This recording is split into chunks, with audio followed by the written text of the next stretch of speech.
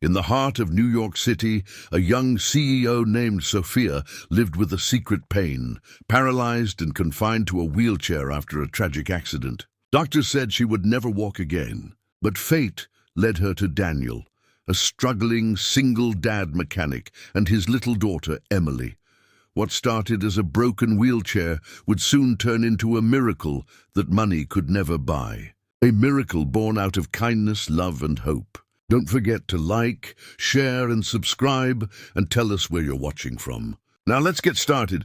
Sophia Carter had lived most of her young life under the glow of success. At just 20 years old, she had inherited her late father's company and stunned the world with her intelligence and leadership. The media painted her as the youngest CEO in New York, someone destined to carry her family's empire forward. But what they didn't know was the truth hidden behind her flawless image. Behind the boardroom doors and elegant suits was a young woman carrying a pain she could not escape. A car accident years earlier had left her paralyzed from the waist down.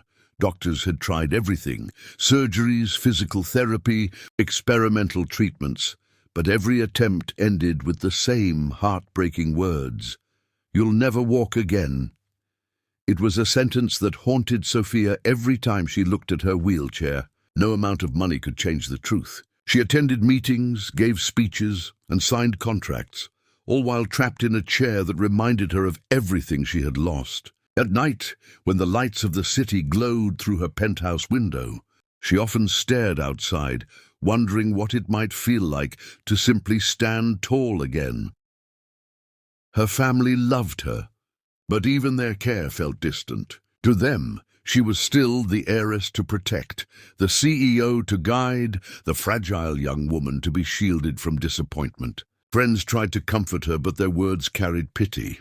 Sophia hated pity. She didn't want to be looked at as weak, broken, or incomplete. She wanted to be seen as the strong, determined woman she was inside. Yet every day, when she rolled herself through the city streets, she felt invisible and vulnerable at the same time. One chilly afternoon, Sophia's wheelchair gave a sudden jolt while crossing near an auto repair garage in Brooklyn. The right wheel jammed, refusing to move, and the chair tilted dangerously. She clenched the armrest in frustration, feeling helpless in a way that cut deeper than she wanted to admit. Stranded on the sidewalk, she tried to call her driver, but her phone had no signal in that spot. For a moment, panic began to rise in her chest. That was when she heard a voice, rough but kind, asking, "Need a hand?" Sophia looked up to see Daniel Brooks, a mechanic in his early 30s.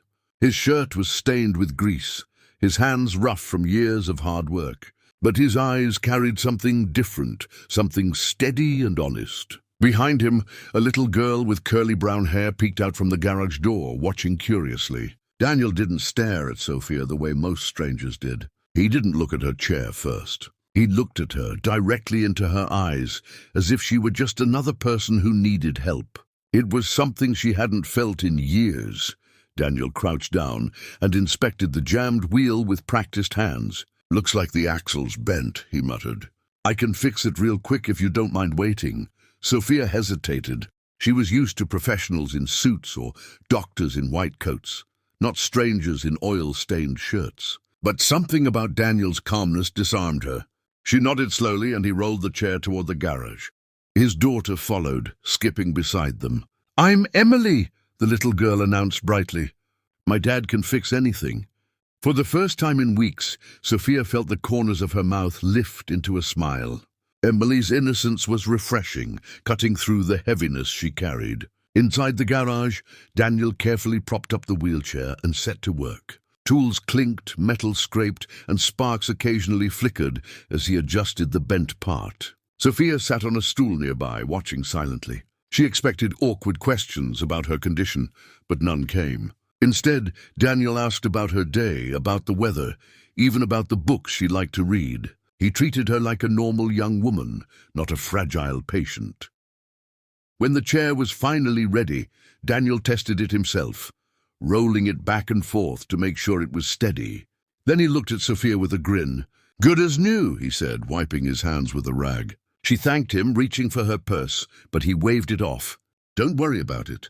Just glad I could help." That startled her. People almost never refused her money. Whether out of obligation or greed, everyone always seemed to want something. But Daniel didn't. He had no idea who she was, and even if he did, he didn't care. Sophia sat quietly for a moment, studying him. There was something in the way he carried himself, a quiet strength she rarely saw in the corporate world. His hands were worn, his life clearly hard, yet there was no bitterness in his tone. Emily tugged at Sophia's sleeve, her big brown eyes shining. "See? Daddy told you he could fix it."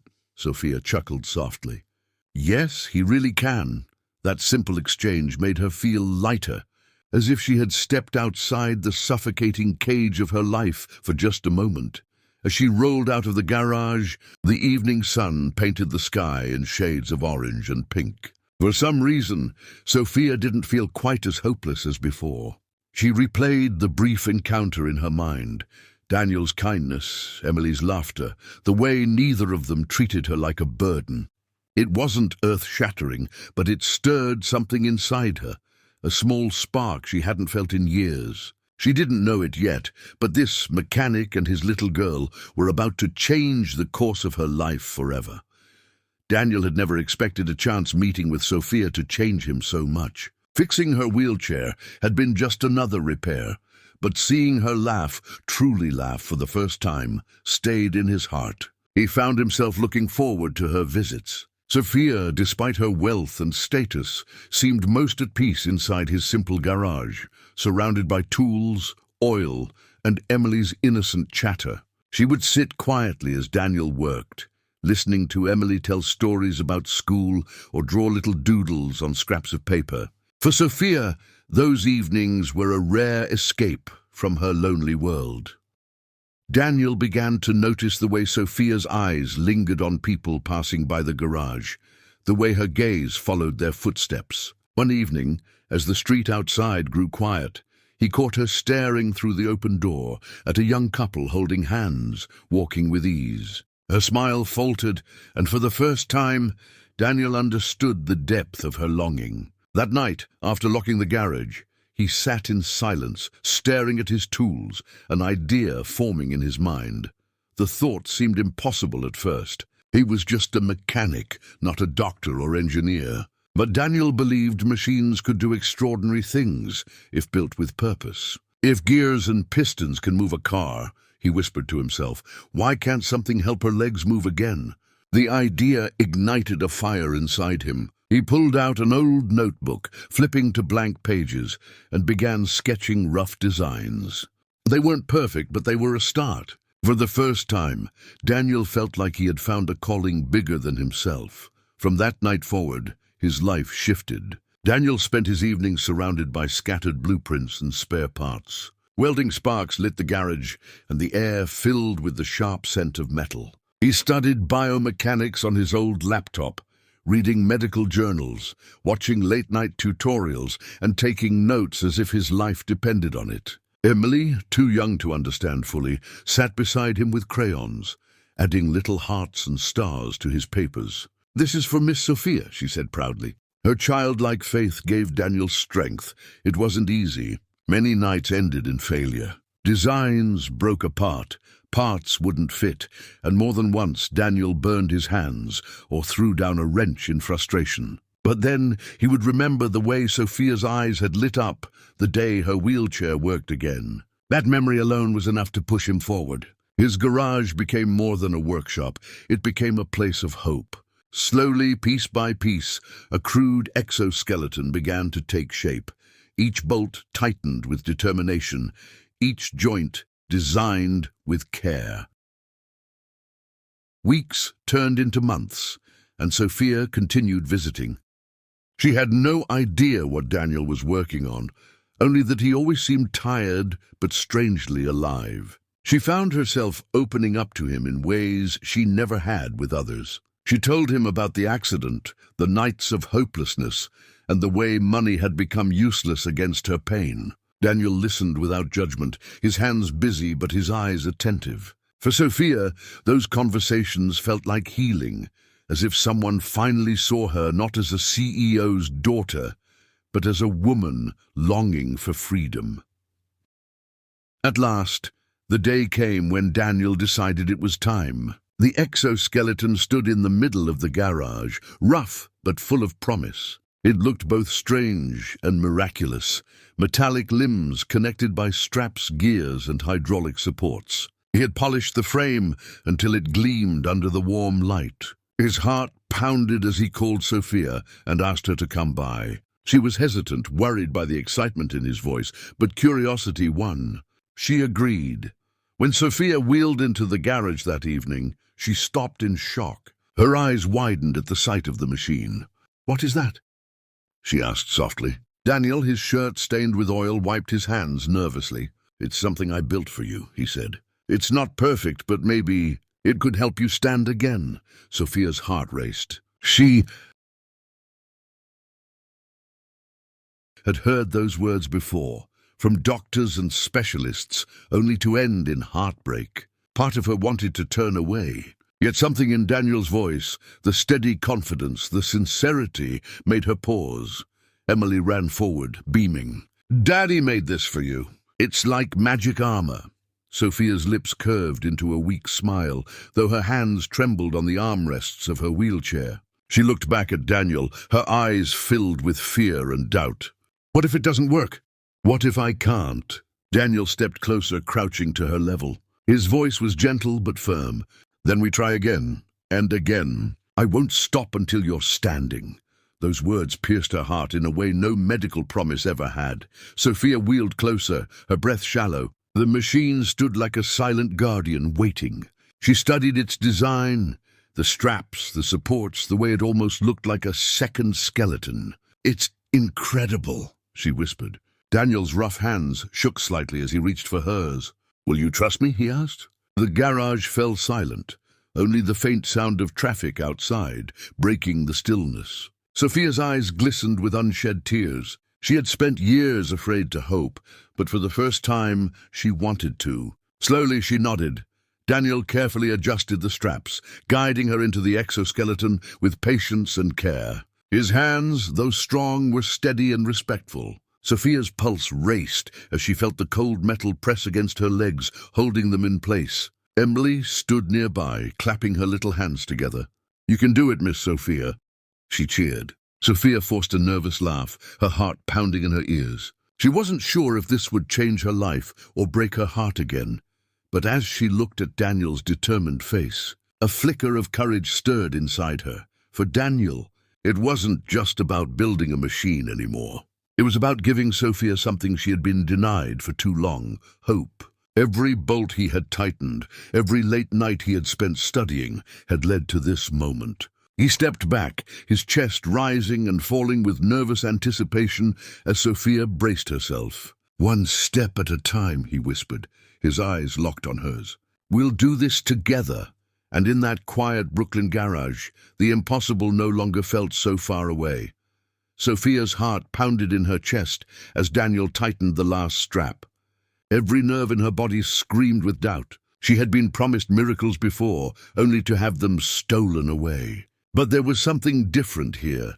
This wasn't a doctor with charts or a researcher with theories. This was Daniel, a man with calloused hands and kind eyes, who believed in her more than she believed in herself. As she looked at Emily clapping with innocent joy, Sophia felt a fragile spark of hope flicker inside her. Maybe, just maybe, this time could be different. Daniel leaned closer, his voice steady and low, as if speaking directly to her soul. "Don't think about tomorrow. Don't think about the pain of yesterday. Just think about one step. That's all." His hands hovered near hers, ready to catch her if she fell. Sophia closed her eyes, drawing in a shaky breath. Her fingers gripped the armrests, her knuckles white. She tried to silence the voices in her head, telling her it was impossible. When she finally opened her eyes again, she met Daniel's gaze, and something in his unshakable determination steadied her trembling heart. With slow, deliberate effort, she shifted her weight. The exoskeleton whirred softly, gears clicking in harmony with her body. Sophia's right foot inched forward, hesitating at first, then firmly planting itself on the ground. Her entire body trembled, tears already threatening to fall. For years, she had dreamed of this sensation, of her muscles remembering what her heart had never forgotten. Emily gasped and clapped wildly, her voice echoing with delight. "You did it? You did it, Miss Sophia." Daniel's lips parted in awe, though he remained steady, whispering, "Good, now the left." The second step was harder. Sophia's breath came in sharp gasps, sweat forming on her brow as she fought the weight of fear and the resistance of her body. But Daniel's hand hovered near her arm, his steady presence like an anchor in the storm. With a cry that was part pain and part triumph, she brought her left foot forward. And then it happened, the impossible. 2 steps. Her body shook violently, but she was standing, moving, walking. Tears streamed down her cheeks, unstoppable, as she choked out the words she never thought she would speak again. "I'm walking." The garage filled with sound, Emily squealing with joy, Daniel letting out a shaky laugh that was half sob. Sophia could hardly believe it. Each step felt like a mountain climbed, but with every inch forward, a chain inside her broke loose. It wasn't just movement, it was freedom. Freedom from the hopeless nights, the empty promises, the looks of pity she had endured for years. She lifted her head higher, shoulders back, for the first time in so long, feeling like herself again, not a patient, not a victim, but Sophia, alive and unbroken.